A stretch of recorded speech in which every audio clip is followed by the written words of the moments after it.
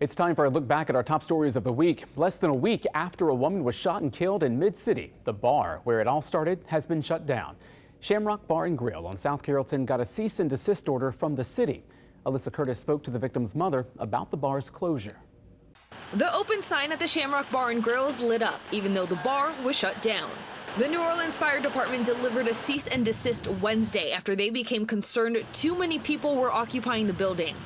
We sent an inspector to inspect the facility, and we found 46 violations. NOFD's Chief of Fire Prevention, Zachary Grumyon, says the conditions of the bar were dangerous. On the second floor, it was only one means of egress, meaning one exit from the facility. Well, the other issues were basically a fire alarm system that was administratively red tagged, also a sprinkler system. The temporary shutdown comes just days after 29-year-old Raven Francis was shot and killed on South Solomon and Bowdoin. My baby. The incident started as a fight in the parking lot of Shamrock. That's good y'all shut down. Now people don't have to worry about getting that phone call that I have gotten. That, you know, their daughter or son has gotten murdered at the Shamrock Bar. Her mom, Trina Francis, says Raven was a good person and a great mother. She was a sweet, loving person. She loved her kids. She loved to have fun. She loved to take trips. She says Raven wasn't initially involved in the fight, but was trying to help out a mutual friend. Now, as she gets ready to lay her daughter to rest, she's hoping no one else ever has to go through this pain. If y'all have the type of crowd coming through there like that, y'all should have had more security, or y'all should have had police detailing outside. Even though the owner of the bar tells us off camera, it's hard to get police over when people are throwing parties in the parking lot. He says the violence issues aren't inside the bar. NOFD says the bar will be able to reopen once they fix the tagged issues. Alyssa Curtis, WWL Louisiana.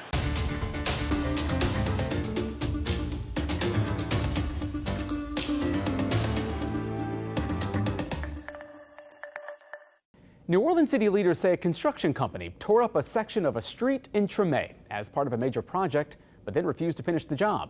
Now, as Rachel Hanley explains, the city is trying to find a new contractor. When the project started, St. Peter's Street was loud. We had to deal with all the noise and the drama at 4 o'clock in the morning. But Retha Frank and her neighbors are a lot less happy now that it's quiet. There's been construction on the blocks between Claiborne and North Villery for a long time. It's been going on 4 years. Then early last year, workers tore up the road completely. It was part of a FEMA-funded project to fix 40 blocks in the area. Not long after, something came up. We needed a plan change signed because there was some unknown conditions where we had to tie into a 24-inch water line at Claiborne Avenue. Representatives from Infrastructure and Public Works spoke at City Council Thursday. They said the company refused to sign the plan change, and that's when the work stopped. Now, piping is piled up on St. Peter's Street, and a whole block is completely impassable. This area has been like this for so long that some of the weeds have gotten to the height of my shoulders. Other parts of the street are just dirt, and there's a water leak that turns it to quicksand whether it's raining or not. 24 hours a day, water steady running right here. We had company guests came and they had to get tow truck to tow them out. But I really want to know, how did we get to this point where a city street can look like this? Thursday, council members said a fix could finally be coming. They passed a motion declaring the construction zones an imminent threat to the safety, life, and property of the citizens of Treme. It'll kick off an emergency bidding process for a new contractor. We wanted to do this way to get this situation cleaned up as quickly as possible. The city plans to start advertising that contract within a few weeks. After that, neighbors hope they'll be hearing the sound of construction again. I'm hoping and praying that they will take care of it in no time because it's inconvenience for us. Rachel Handley, WWL Louisiana.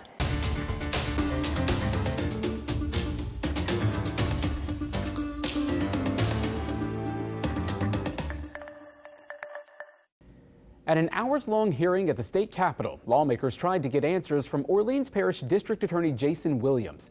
Senate members say they're concerned Williams is letting violent criminals out of jail too often, using a legal mechanism called post-conviction relief.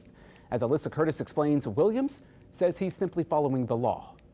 The numbers in New Orleans are substantially different than the ones for other district attorneys around the state by a matter of hundreds. There was no rush to do anything. Is Orleans District Attorney Jason Williams granting post-conviction relief at a concerning rate? And is he legally allowed to grant them?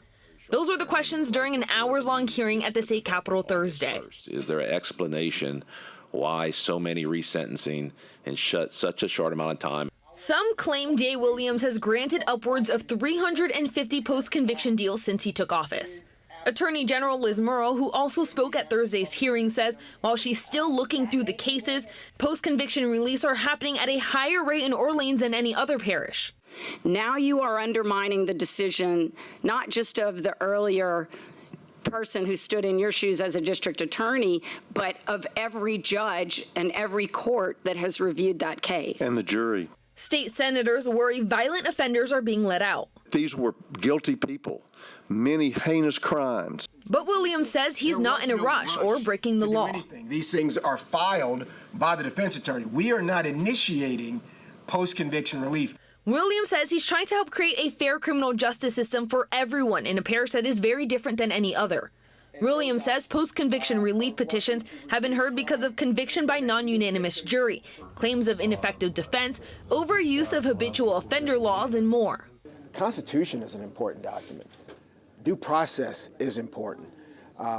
Cheating, cutting corners.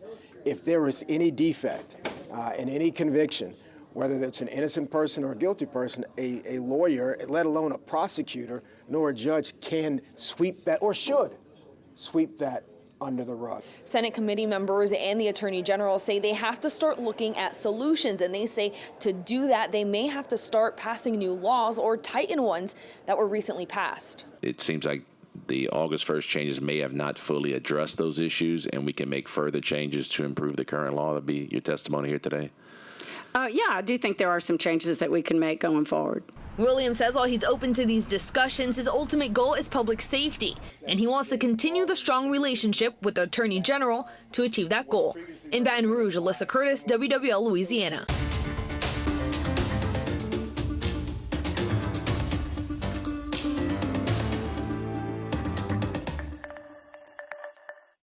A Metairie mother is speaking out after she says her son was dropped off 2 miles away from his bus stop with no explanation. Last year, parents in the parish complained of unreliable and inconsistent school bus schedules. Amelia Strahan has that story. When Tobias Ahen's bus left J.D. Meisler Middle School last Thursday, he says his driver took a different route than usual. So it dropped you off right there? Yes. I was kind of scared. And when his mom, Catherine Ahens, tracked his location at pickup time, he was 2 miles away from his bus stop.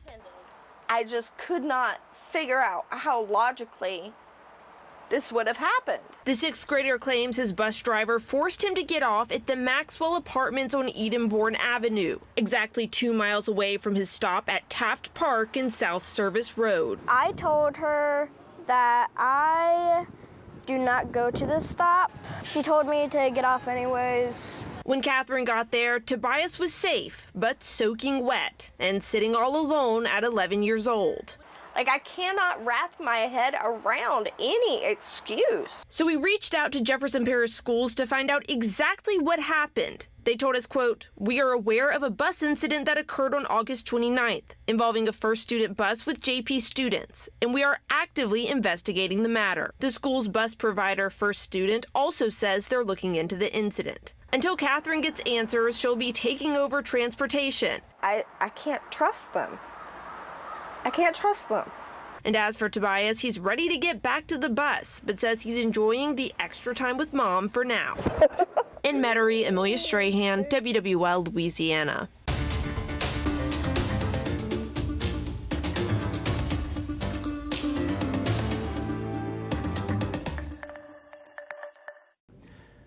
Along Napoleon Avenue in New Orleans, you'll see some scaffolding a few hundred feet into the air surrounding the 100-year-old steeple at St. Stephen's Basilica.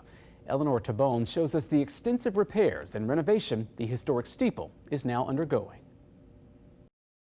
towering above parts of the uptown skyline. At the time, it was the tallest structure in the city of New Orleans until the Hibernia Bank building was built in the 30s. For more than 100 years, the steeple and Basilica of St. Stephen Church has stood watching over generations of parishioners as history unfolded beneath its spire. People can not only see and remind themselves of Jesus, but have a way to find us. According to the city's Historic District Landmarks Commission, it took 16 years to build the church, with the church dedicated in 1888. The steeple then installed between 1905 and 1906. They actually had a ramp built from here on Camp Street all the way to St. Charles Avenue to bring the steel up to the top of the steeple. Monsieur Christopher Nolte, pastor of Good Shepherd Parish, says initially the steeple had a steel frame and was covered in terracotta tiles, but over time, spalling began. And so it was in the 80s they put a new wood and copper coating around the steeple. Then in 2005, Hurricane Katrina hit, and then Hurricane Ida ripped through in 2021. Both storms leaving the steeple battered. It ripped the copper off, which then opened up to the wood down below, and over a period of time that wood started to rot. Now wrapped in 200 feet of towering scaffolding, the church on Napoleon Avenue stands at the center of a delicate restoration. They're going to replace any of the wood substructure that's attached to the steel on the steeple and then replace all the copper. As the steeple rises again, it serves as a towering reminder of the power of faith, the steeple guiding parishioners and passers-by alike to look upward in trust and hope. Eleanor Tabone, WWL, Louisiana.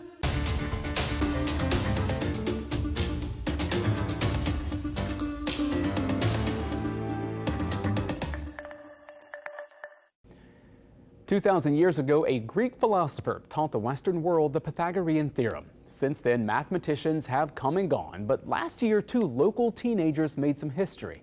WWL Louisiana's coverage of their breakthrough garnered the St. Mary's Academy students' national attention and the attention of NBA star Charles Barkley, who then pledged a sizable donation to the school. Eleanor Tabone has the story. Some may call Kelsey Johnson and Nakia Jackson mathematical prodigies. It's an unparalleled feeling, honestly, because there's just nothing like it, being able to do something that people don't think that young people can do. In 2023, the St. Mary's Academy duo unraveled a 2,000-year-old mathematical theory. We know that they have a tremendously bright future, even though neither one of them are math majors. The two essentially presented new proofs for Pythagorean theorem. Their discovery saw them become viral genius sensations and landed them on 60 Minutes. That's how basketball legend Charles Barkley saw their achievement and then donating $1 million to their school. We're extremely grateful to Mr. Barkley for selecting us to receive his very, very generous donation. School President Pamela Rogers says they'll get $100,000 per year over a 10-year period. They got their first check last week. She says the money will allow students to visit colleges and will also fund daily academic resources. It means that every student here at St. Mary's in grades 8 through 12 have the opportunity to visit colleges. So that they can see what their future beholds for them. It's like, wow, I literally sat in classes with these girls and they made such a huge impact, and it makes me want to strive to do as good as I can. Senior Christina Belazio loves math and has soaring ambitions. She says she's ready to find solutions to the equation we call life. I'm going to medical school. My end goal is to become an endocrinologist or a hematologist. She hopes Kelsey Johnson and Nakia Jackson's discovery and the donation will prove to other young women they should never stop fighting for their dreams. Any young black girls out there, I never want you to think that you can't do something because of your skin color, because of the way you look, because it is absolutely possible. You don't have to have the best upbringing, you don't have to have money. Just be you, do what you know you can do, and I promise you will thrive. Because she says the only person standing in your way is the person you see staring back at you in the mirror. Eleanor Tabone, WWL, Louisiana.